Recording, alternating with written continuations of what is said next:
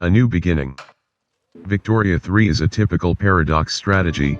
The player is free to choose any country on the world map and spend 100 years with it, from 1836 to 1936.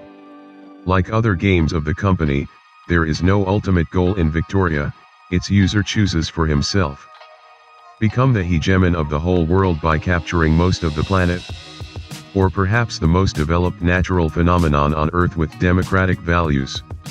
How about setting up early communism? The choice is yours. At the first offer of Victoria 3, the continuity of other modern game studios is striking. Instead of the incredibly overloaded appearance of a series of games, the manufacturers took control of them only 3 times.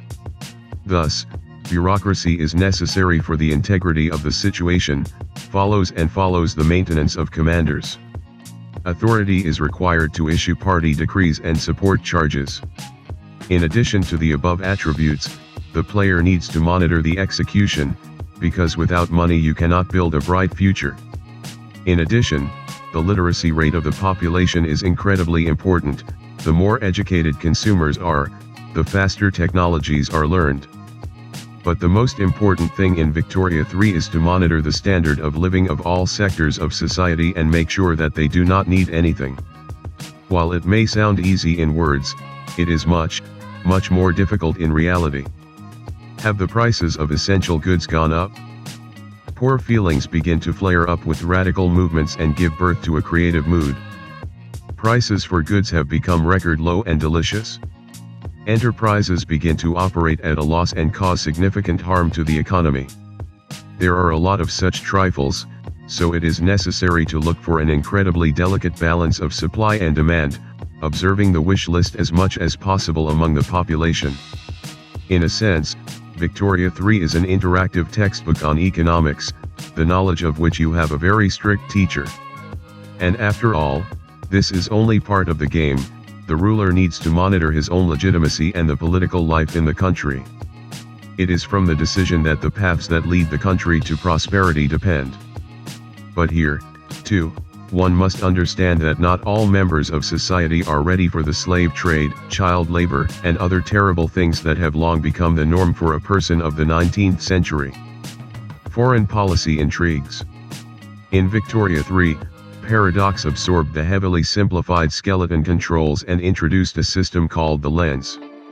With their help, you can instantly switch from purchasing goods on a foreign market to managing an army and diplomacy. After a few hours, you get so used to this tool that you then wonder how the previous games in the series did without it. Speaking of diplomacy, for those who are planning to take over the whole world, there is bad news. It will be very fast.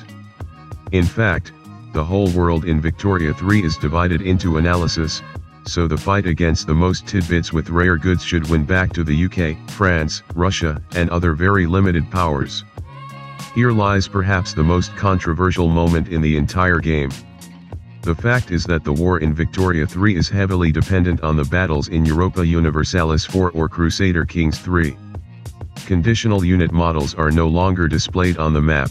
You can command them only after mobilization in case of hostilities. Only then can they be sent to the front. The rest of the time they sit in the barracks or suppress the popular waves. In addition, the consequences became fully automatic and seemed to have lost the industrial appreciation of other Paradox games. At first glance, the decision seems very controversial, but after a few hours it became clear why this was done.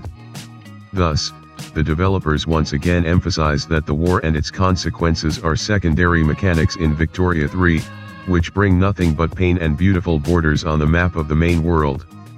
In addition, the Swedish publication is aware of the complete reworking of the controversial mechanics, so that over time the combat system may become completely different. 20 hours is very little to truly delve into Victoria 3.